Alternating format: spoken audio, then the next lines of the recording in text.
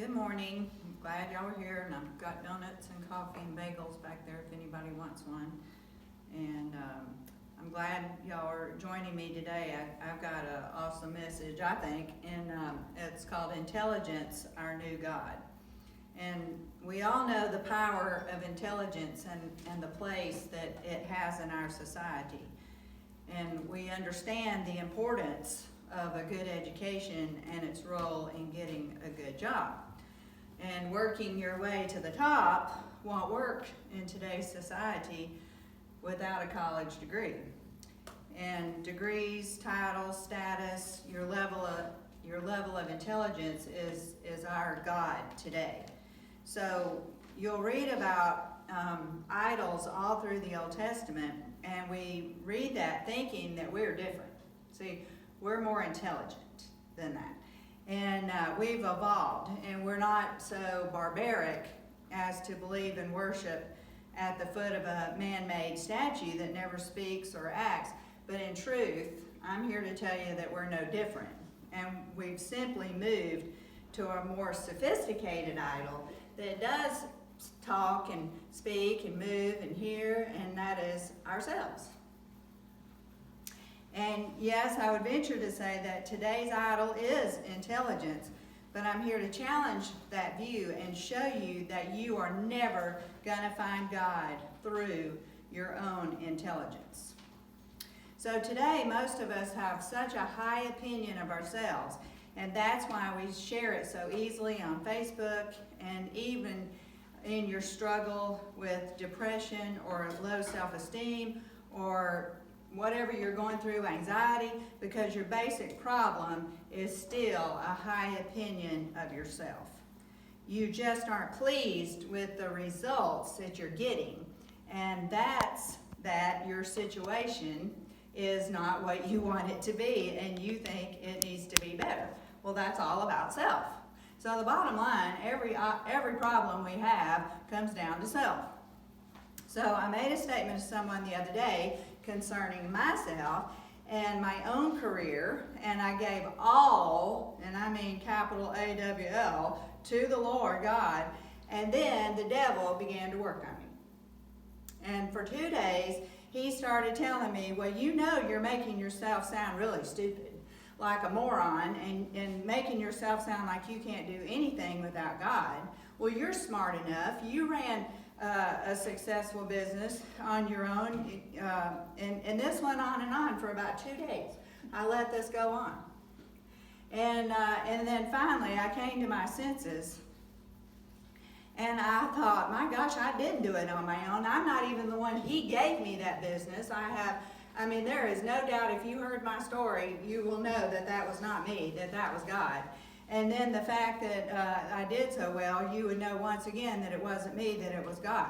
And so I had to shake myself and say, this is ridiculous. This, Satan, you got to shut up, because this really was God, and I'm not going to listen to you, and I'm going to just keep on proclaiming that God was with me and he did all that. Because really, what can I do on my own? Nothing. And the sooner we realize that, the better off we are. So I'm determined to continue to give God all the credit, no matter how stupid it makes me look. Because that's what the devil was telling me. It was making me look stupid. Okay? But I thought, nope, I'm going to keep doing it. I don't care how stupid it makes me look in the eyes and the opinions of others. Because guess what? If I glorify myself, then God will sit back and do this. Because he says he's not going to share his glory with anybody. And he's going to wait until I crash, because I will. And if I think I have what I have because I've worked hard, well, I may lose it, and then he may let me gain it, work to gain it back. And so no, I'm not smart enough. I'm not intelligent enough. I'm not capable enough. And the word tells me that he will not share with me. So I have to decide to let him rule, and if I want to do it myself, then he's going to let me, and he will be hands off. So he is the essence of intelligence. He said that I am. Well, when you really think about that, I am everything. I am whatever. You put whatever you want on the end of that. He is everything. And I am all that is. So a high view of ourselves and a low view of God, that is what plagues the world today. And this, my friends, is idolatry. And I never thought about that. But literally all we have done is exchanged worship of deities and gods and statues and all that. All we've done is exchanged it for worship of ourselves. So idolizing ourselves, it's one of the great sins. It's maybe the greatest sin. Because you see, the idolatrous heart assumes that God is other than he is. In itself is a monstrous sin, and substitute for the true God, one made after its own likeness. Doesn't that make sense that we've just exchanged worship of God for worship of ourselves, which we are made in his likeness? I can see the temptation there. So this God that we conjure up in our minds will conform to the image of the one who created it, and will be base or pure, cruel or kind, according to the moral state of the mind from which it emerges. So we conjure up this idea of what we think God is according to what we ourselves, because we're worshiping self, so we conjure up what we think God is. So a God begotten in the shadows of a fallen heart will quite naturally be no true likeness of the true God. So do you see that pride and high respect for ourselves is actually idolatry? And idolatry is not simply kneeling at a dead statue, but rather it is the essence of idolatry is the entertainment of thoughts about God that are unworthy of him. Just like you and I talked about how whenever something happens, we always say, God, why did you? Well, see, we've got this idea about God that we have made up out of an idolatrous mind. That we are blaming him that he should never be blamed for.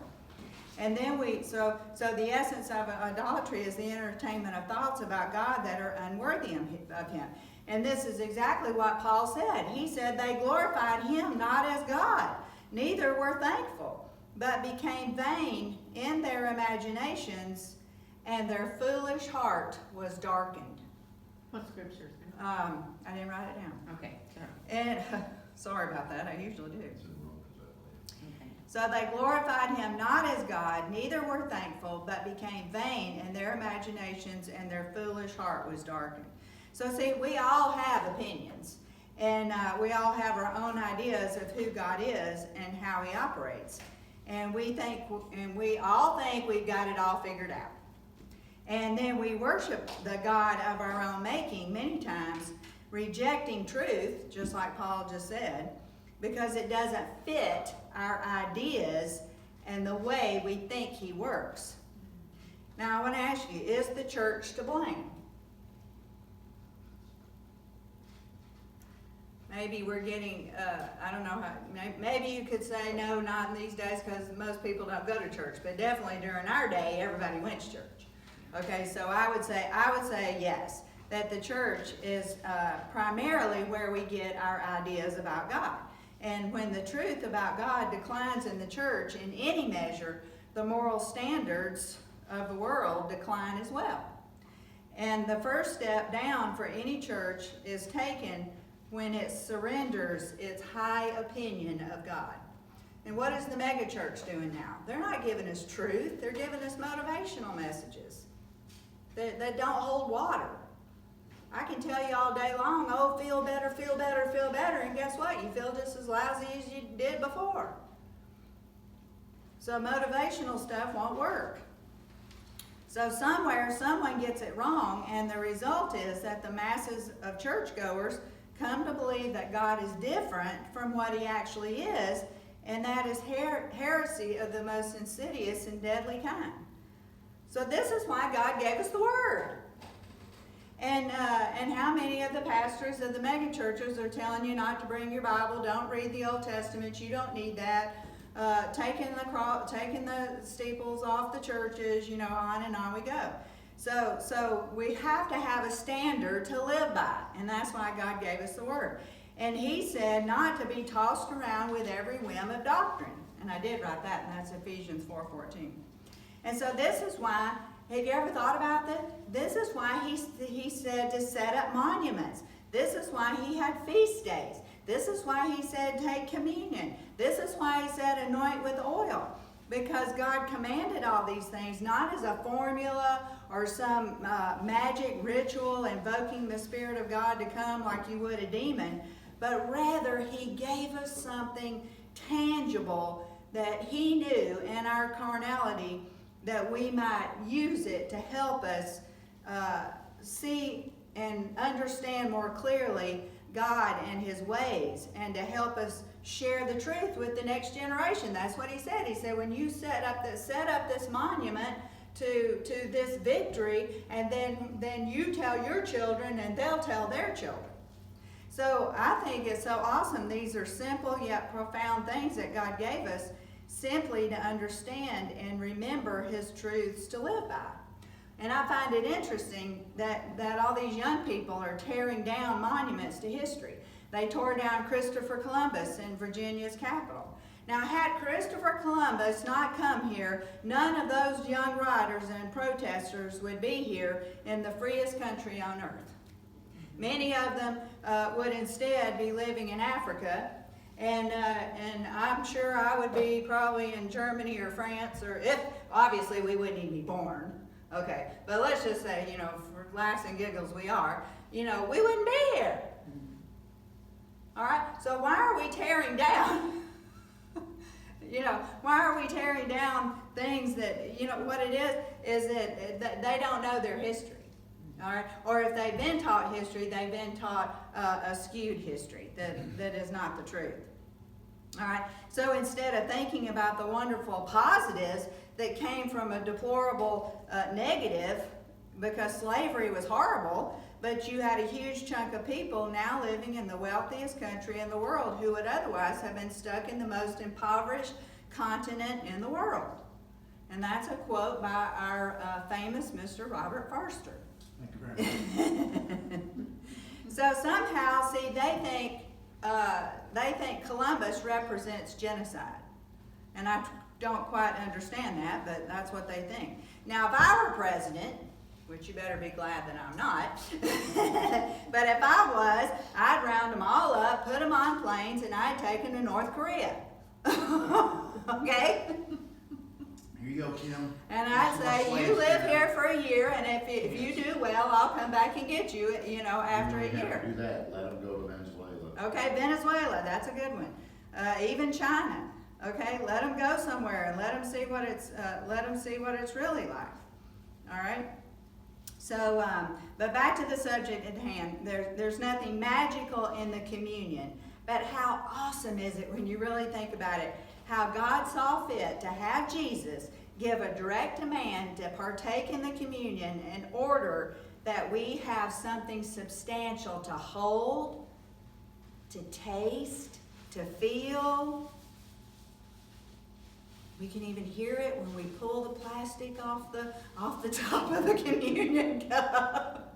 It's all about focusing you on what He did on Calvary. Right, but He gave us something that all five of our senses can grab hold onto to remember Him. And so He knew that we needed this in our carnal nature. Now my key verse today is Isaiah 55:8. And it says, for my thoughts are not your thoughts, neither are your ways my ways.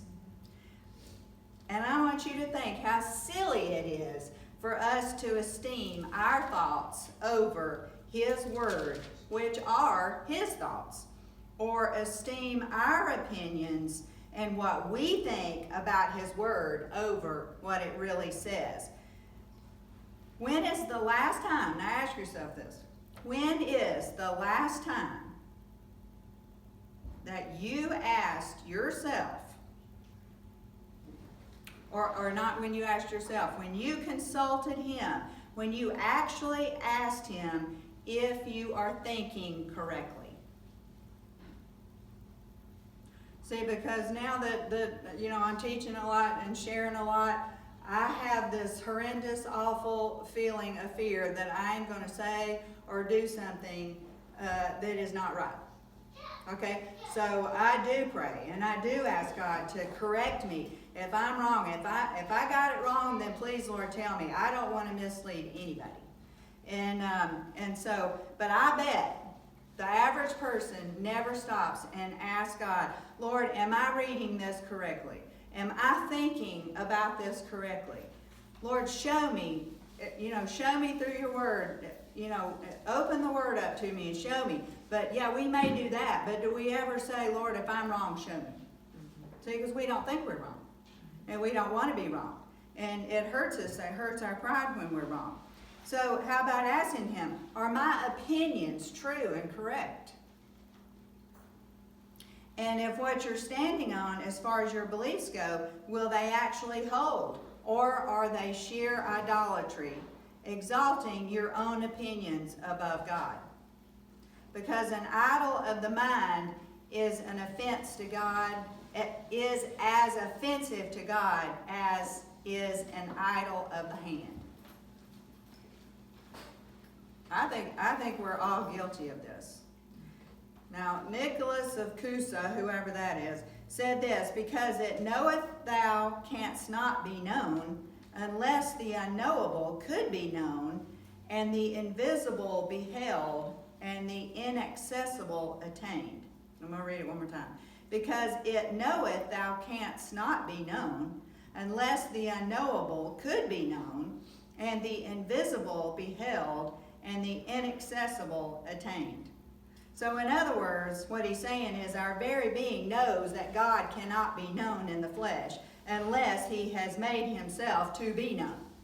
And he made the invisible to be seen and the inaccessible be made accessible, for we know that this concept is not a concept of thee. In other words, you can't know God unless God lets you know him. You know what I mean? So how ridiculous that we get this idolatrous, these thoughts in our heads about who God is when we can't know anything about him unless he tells us. And so the word tells us that in the last days, knowledge would increase, and that's in Daniel 12:4. And he says, and knowledge has increased more in the last, well, let me read you a quote. Buckminster Fuller created the knowledge doubling curve. He noticed that until 1900, human knowledge doubled approximately every century. By the end of World War II, knowledge was doubling every 25 years. Today, things are not as simple, as different types of knowledge have different rates of growth. For example, nanotechnology knowledge is doubling every 2 years and clinical knowledge every 18 months. But on average, human knowledge is doubling every 13 months. According to IBM, the build out of the Internet of Things will lead to the doubling of knowledge every 12 hours. Yeah. So is Daniel 12:4 correct? Mm-hmm. So knowledge of the world, science, evil, good, space, medicine, just to name a few, and knowledge of the word have all and will continue to increase.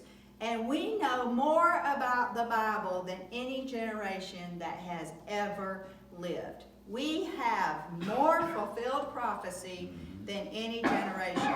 And many of those alive today have literally seen with their own eyes the words of the Bible play out before them.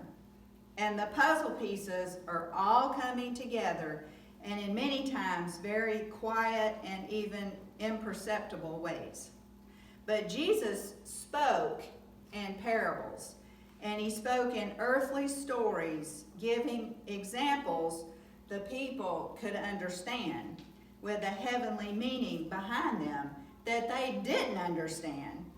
And when asked by the disciples, why did he speak in these strange stories that were hard to understand and hard to grasp the meaning behind them, Jesus said in Matthew 13:11, he replied, "The knowledge of the mysteries of the kingdom of heaven has been given to you, but not to them."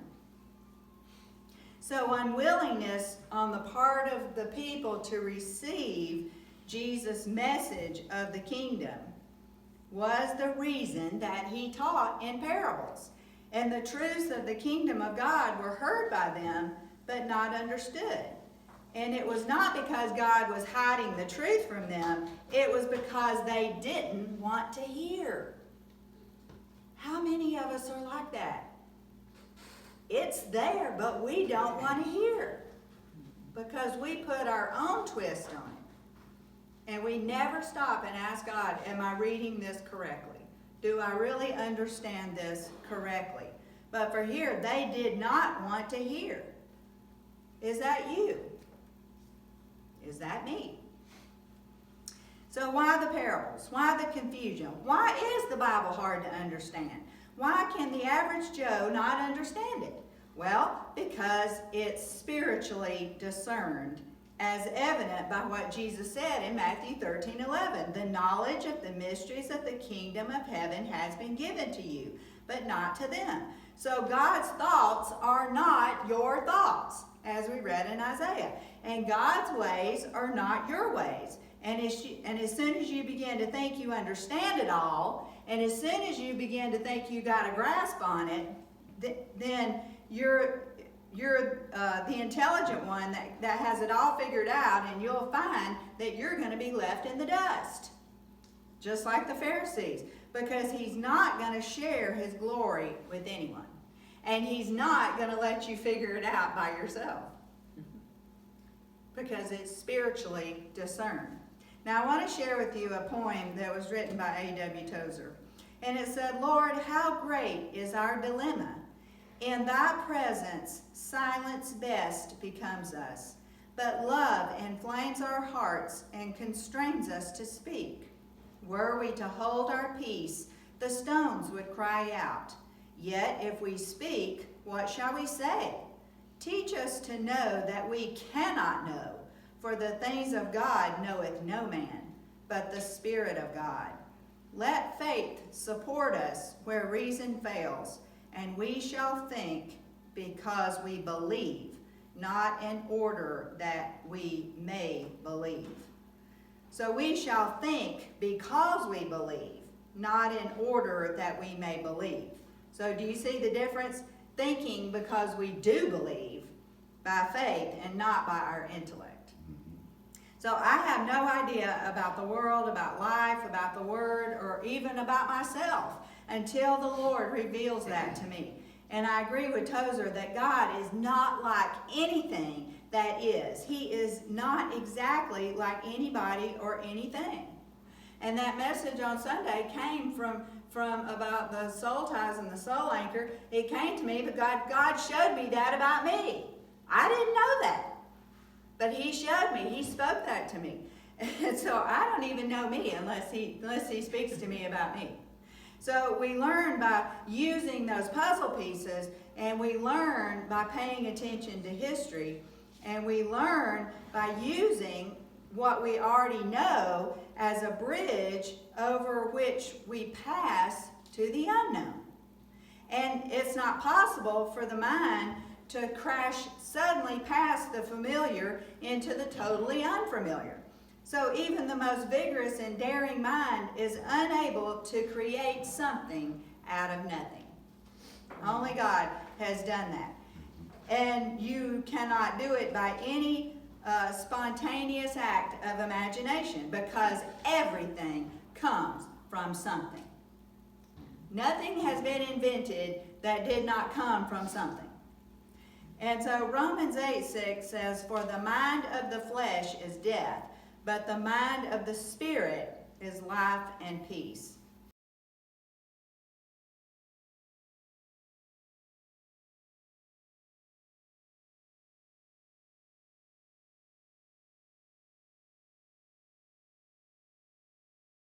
can use him, or at least know where he is when we need him.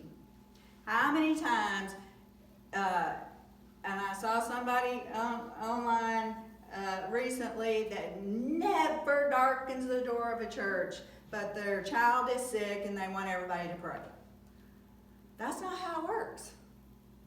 It's just not. Now, is God going to, is he going to hear a repentant prayer? Yes, but if you're not repentant, you're not walking with him, and then you cry out to him for your sick child, don't count on him hearing you. You better be having a walk with the Lord. You better be walking with him the whole time. It's a relationship.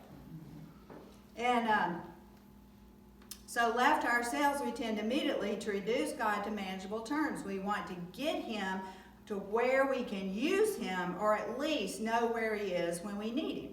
And we want a God we can, in some measure, control. We need the feeling of security that comes from knowing what God is like. And what he is like is, of course, a composite of all the religious pictures we've seen, all the best people we've known or heard about, and all the sublime ideas we have entertained.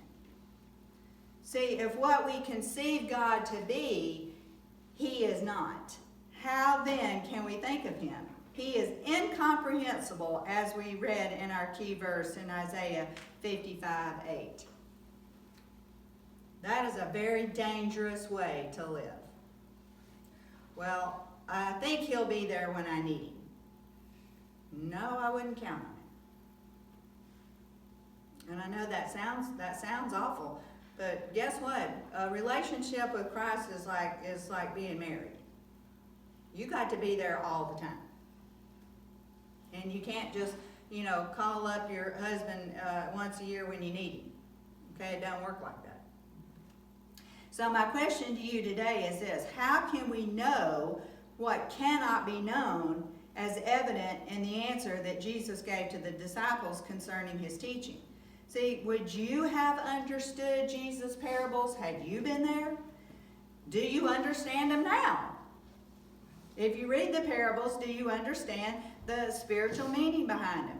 See, put yourself there, hearing these stories of real life, Jesus standing there, you're hearing them, you're thinking about it, you're pondering, you're questioning, you're talking to your friends standing beside you, trying to figure out exactly what Jesus meant by them. You're applying your critical thinking skills that you were hopefully taught in school. And yes, we do need critical thinking, okay? Because we cannot discard thinking for ourselves, or we'll end up with mob rule as is being played out before our eyes on TV right now, where right is wrong and wrong is right, where no one doubts the atrocities committed, but yet overlooking the sin and the fallen nature of man is not the answer. Get rid of all the police, and we better start looking for another country to go to or something. I don't know where we're going to go, or you better get armed and ready. But back to my question. See, you're standing there with your friends. You're listening to these stories, these parables, being told by this man called Jesus, who said that he is one with God. Would you understand him? Well, when you read them in the Bible, do you understand them? Now, don't panic if you don't, for in his loving kindness and his grace, he put the answers to the parables right there in the Word for us to read the meaning for ourselves. But even then, we will not be able to truly understand them and apply them void of the Spirit. Because the Bible is not intellect, it's spiritual.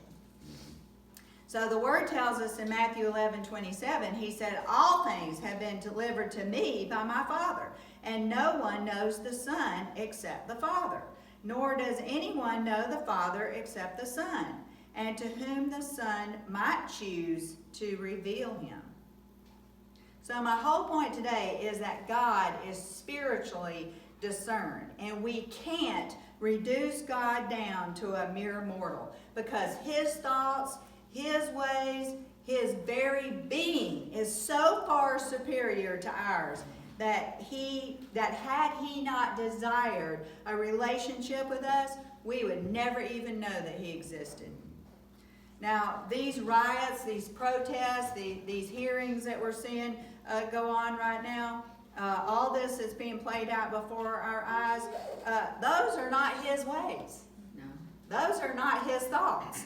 And he says that man is continually evil. And the fact that intelligent people are calling for the disbanding of the police so shows the actually unintelligent and base nature of people.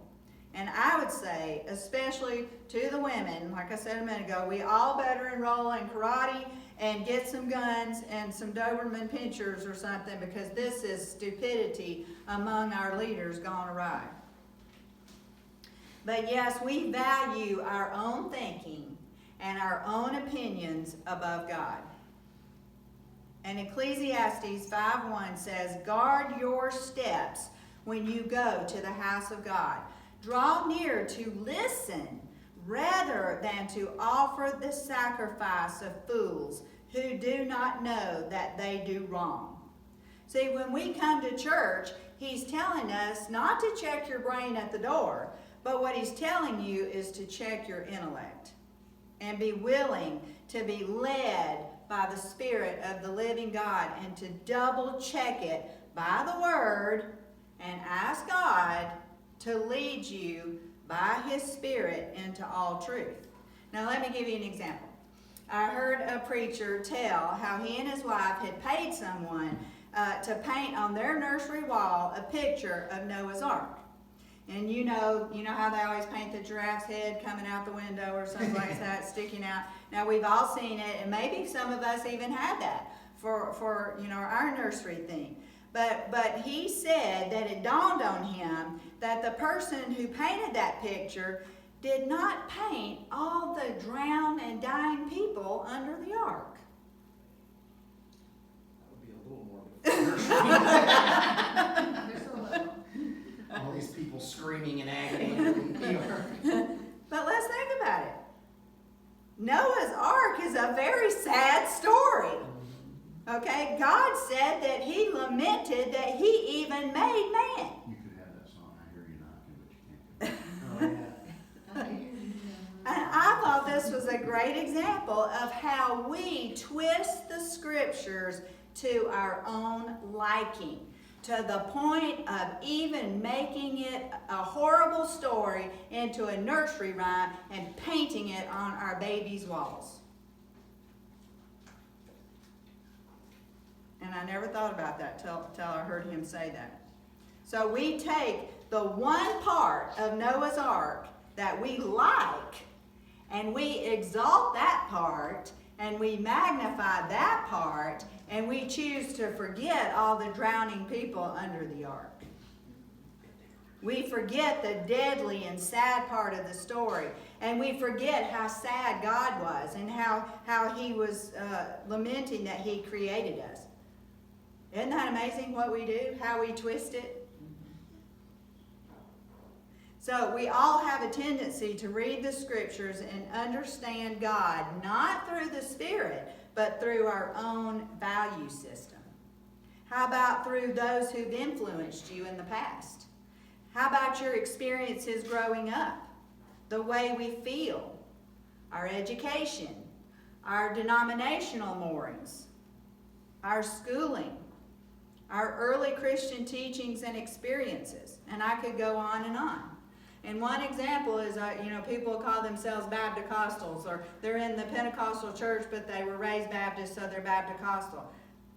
Why do we hang on to that label? Why, if you're born a Baptist, do you have to die a Baptist? I grew up Methodist, but I don't call myself a Methocostal, okay? And I'm Church of God right now, but you know what? I may not be in the future. I'm a Christian. But our past, our raising, our grandparents, our parents, what they did affects us, many of us, so much.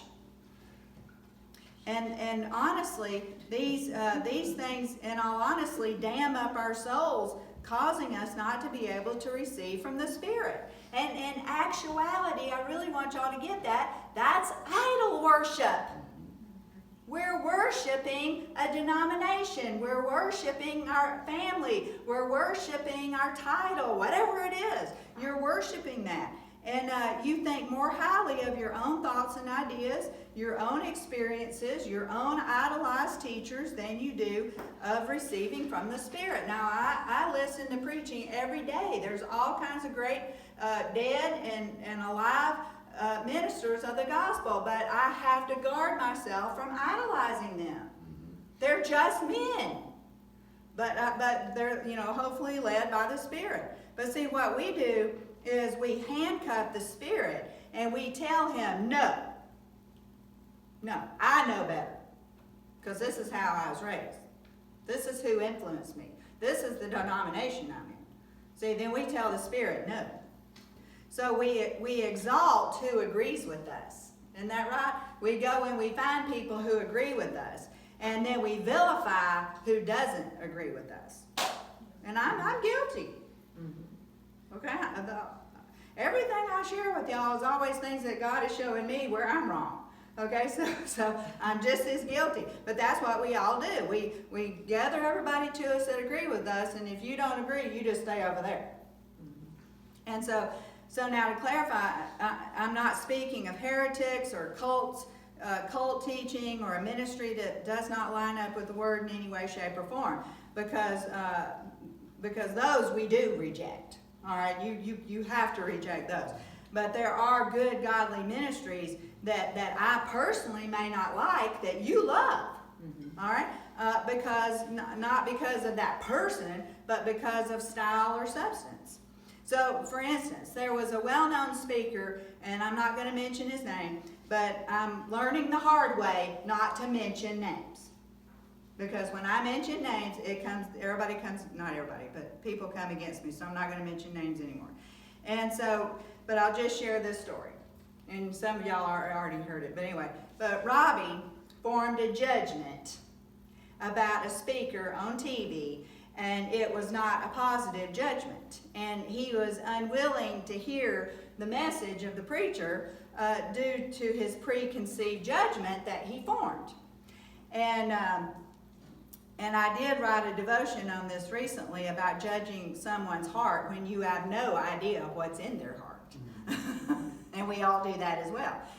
Because you can only judge their actions and the fruit that they bear and live out. Now, the Bible does say we can judge the fruit, but you cannot judge the heart, okay, because we don't know what's in their heart. But anyway, he formed this unrighteous judgment of the heart based on what the preacher looked like.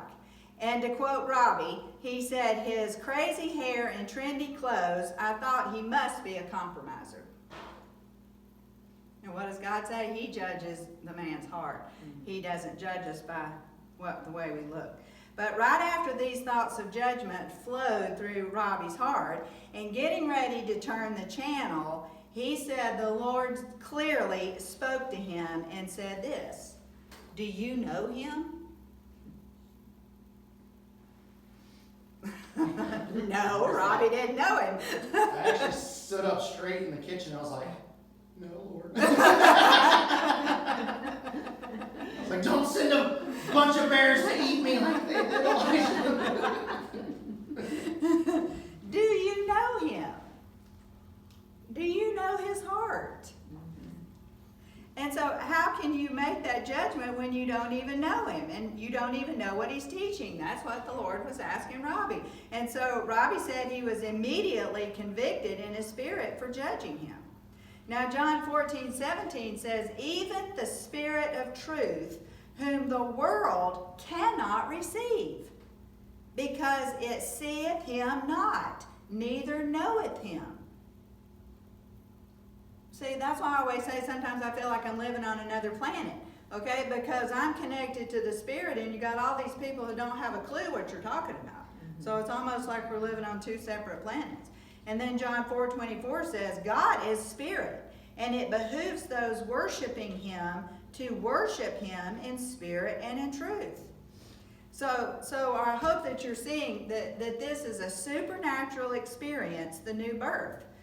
And are you seeing that you cannot come to God by your own intellect or by your experiences? You must let let the Lord Jesus, through the Holy Spirit, show you the way and confirm it by the Word. But what we do is we limit Him in our lives by our small worldly thinking. Why? Well, because we think so highly of ourselves, that's why. And this is the reason we can't receive from God, like Jesus said, because of our intellect getting in the way. Our soul is dammed up with all this intellect, and then we can't let the Spirit literally can't get past that dam that we've built up. Now take someone who has never in their entire life, and of course I'm talking about an adult, ever been in a church at all, never. They know absolutely nothing. They hear the Word, they're convicted, they believe the Word, they give their heart to the Lord through Jesus Christ, and then you watch. They have no prior knowledge, they have no denominational leaning, they have no heroes of the faith, okay, that they're basing their beliefs on, and they have nothing, but let's say they had a bad life before, now they're saved, now they're giving their heart to the Lord, now they got this awesome experience happen, and peace fills their heart, okay, they come to know the true and living God supernaturally, I might add. And let's say they're told about this awesome book called the Bible, and they get in it, and they begin to read it, and notice what happens. They start believing it. And then they begin to do what it says. And then next thing you know, they start acting on it. And then the next thing you know, they begin to have all these awesome supernatural experiences that maybe you and I can't even fathom having. And maybe they read the 200 plus healing scriptures and they say, wow, God's a healer. And then they believe it, and then it comes to pass in their life, and then they walk in divine help. See, their intellect didn't get in the way because they didn't have any past religious experiences that dammed up their souls. And I would concur with Frederick Fabre, who said, darkness to the intellect, but sunshine to the heart. And in a book called The Cloud of Unknowing, the author wrote this about approaching God. He says, the seeker discovers that the divine being dwells in obscurity, hidden behind a cloud of unknowing. Nevertheless, he should not be discouraged, but set his will with a naked intent unto God. This cloud is between the seeker and God, so that he may never see God clearly by the light of understanding, nor feel him in the emotions. But by the mercy of God, faith can break through into his presence if the seeker but believe the word and press on. I love that when I read that. He said that a naked intent unto God. I want us to all ask ourselves, are we coming to God merely to get something? Now, when I was younger, I would probably say yes, because I had a lot of needs. Okay? And it's easy to do that. It's easy to do that when you're young and you don't have any money and you're just scraping by and all this stuff. I remember that, okay? And so, yes, I can see that. But see, we have to come naked in our intent before God. So are you coming to God merely to get something? Are you coming with idolatrous thinking, handcuffing the spirit? Or are you coming with naked intent, simply wanting to know him? If nothing challenges you today, let that challenge you. Can I share? Of course.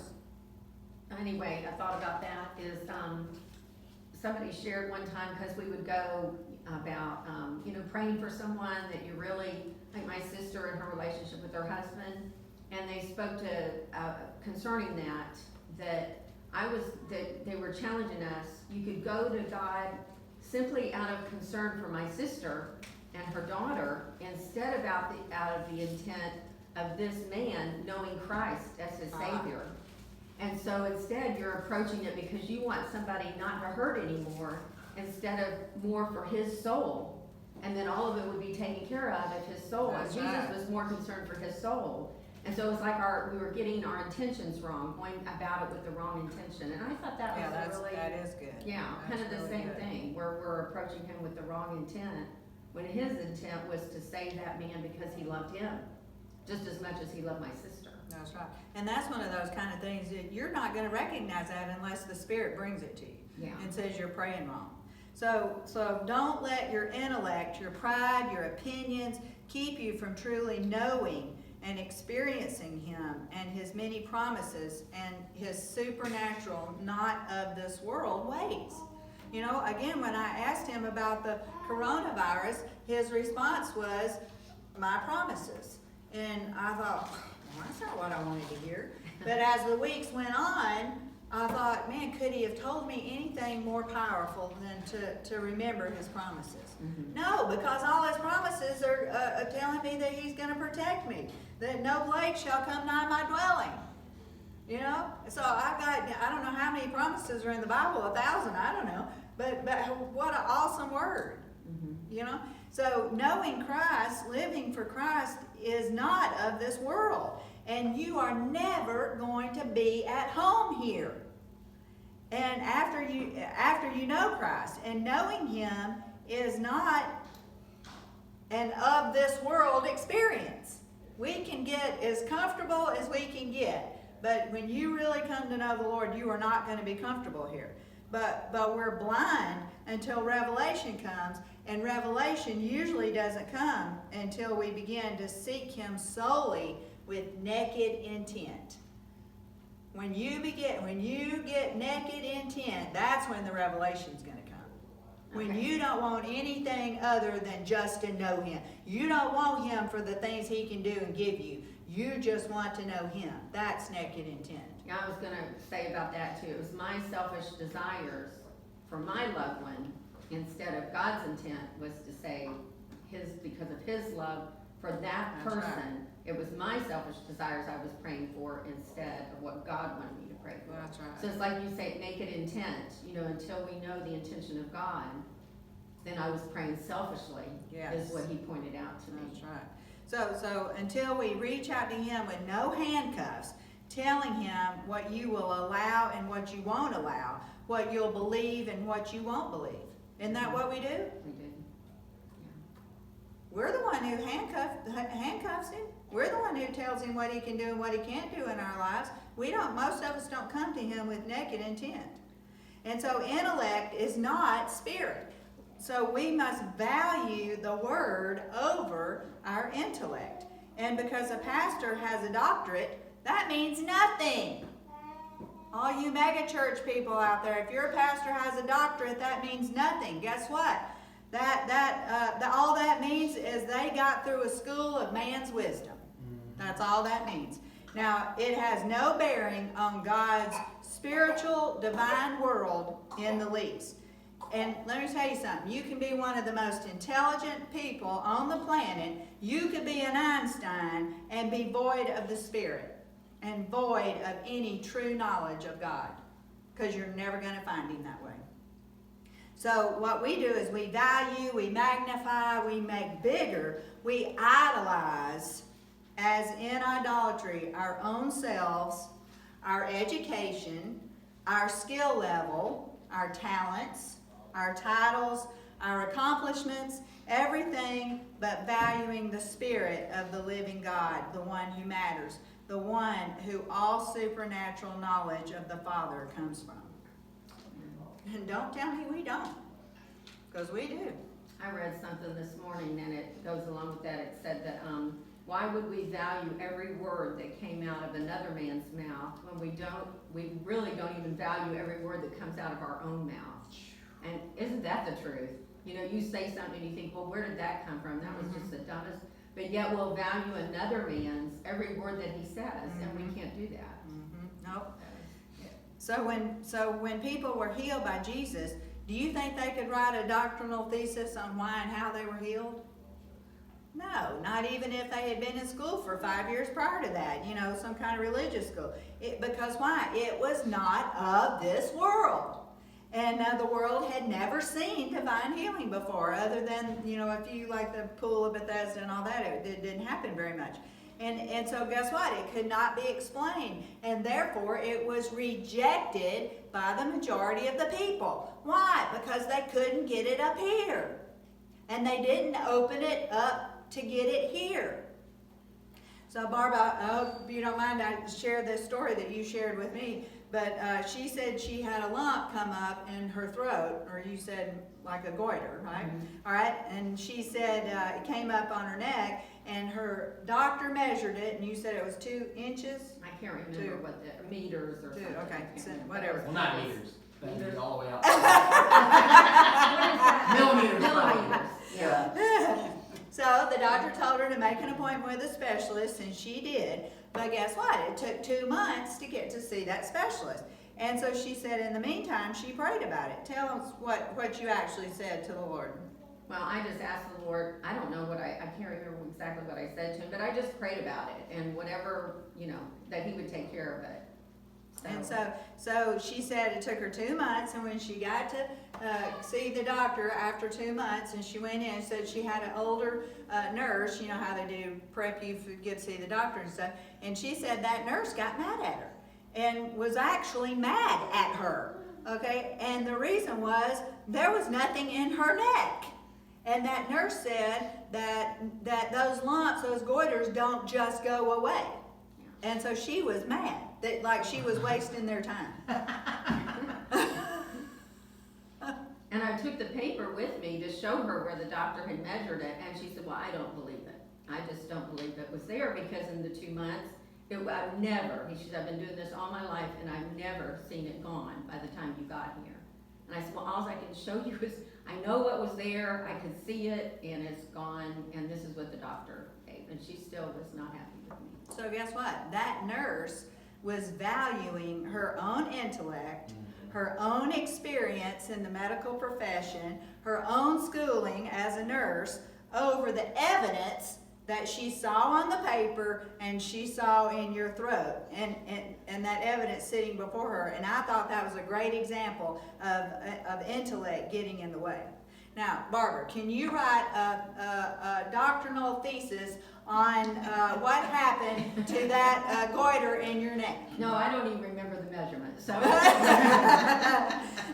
Now, if you were called before Congress, like the blind man was, who was called before the Sanhedrin to give an account of how he was once blind and now he could see, could you appear before Congress and explain to them what happened to the goiter in your neck? No. All right, so see, she doesn't have the intellectual prowess to tap into in order to make us understand how scientifically a lump was there one day and it was gone in the span of 2 months later. But I'm here to tell you that it can't be explained. Okay? Because you're never going to find him, you're never going to understand him from your intellect as much as you may try. And I'm coming to a close, so hang on, there are a few more minutes. So if anyone could find God intellectually, it should have been Paul.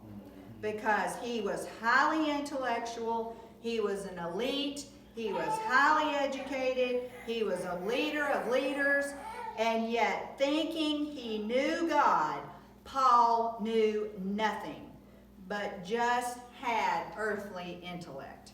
And Paul had to have a supernatural experience to get beyond himself, who was his idol.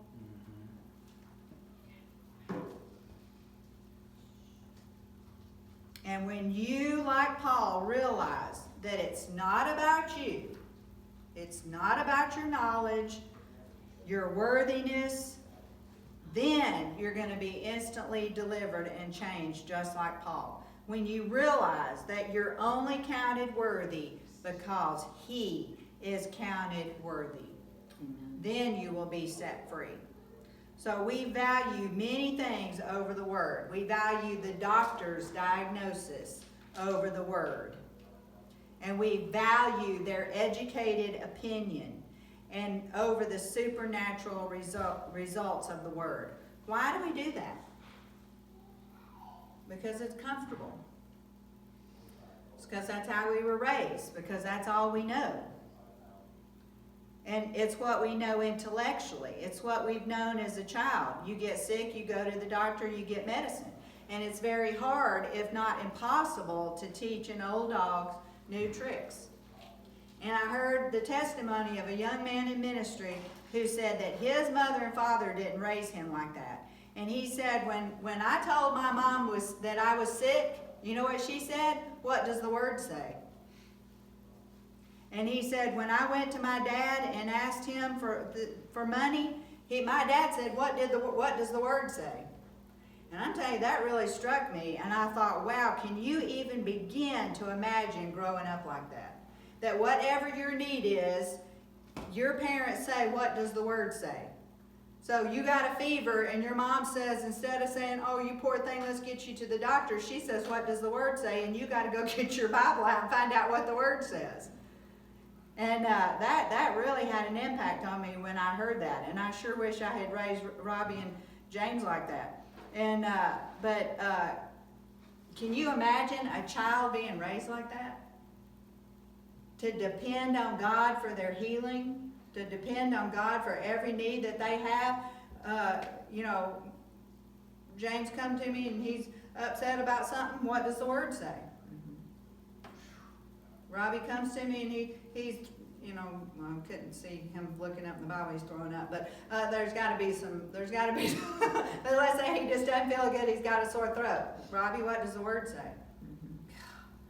I'm telling you, talk about a powerful life. If you raise your kids like that, I'm telling you what, there's nothing going to stop them. Amen. And so I'm going to end with this. I'm going to read to you 1 Corinthians chapter 2, starting with verse 1. And it says, when I came to you, brothers, I did not come with eloquence or wisdom, as I proclaimed to you the testimony about God. For I resolved to know nothing while I was with you except Jesus Christ and Him crucified. Would you say he came with naked intent? Mm-hmm. I came to you in weakness and fear and with much trembling.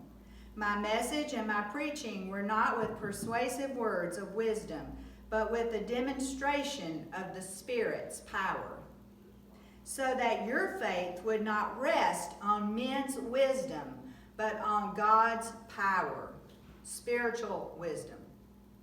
Among the mature, however, we speak a message of wisdom, but not the wisdom of this age or of the rulers of this age who are coming to nothing. No, we speak of the mysteries and hidden wisdom of God, which He destined for our glory before time began. None of the rulers of this age understand it, for if they had, they would not have crucified the Lord of glory. Rather, as it is written, no eye has seen, no ear has heard, no heart has imagined what God has prepared for those who love Him. But God has revealed it to us by the Spirit. The Spirit searches all things, even the deep things of God. For who among men knows the thoughts of man except his own spirit within him? So too, no one knows the thoughts of God except the Spirit of God.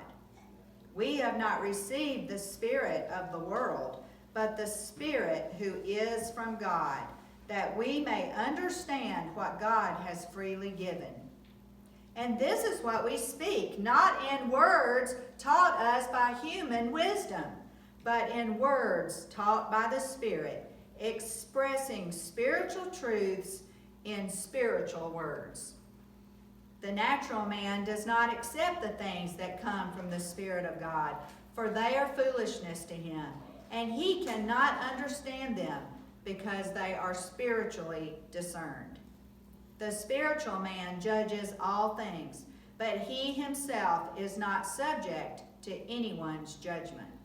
For who has known the mind of the Lord so as to instruct him? But we have the mind of Christ. Go home and read that.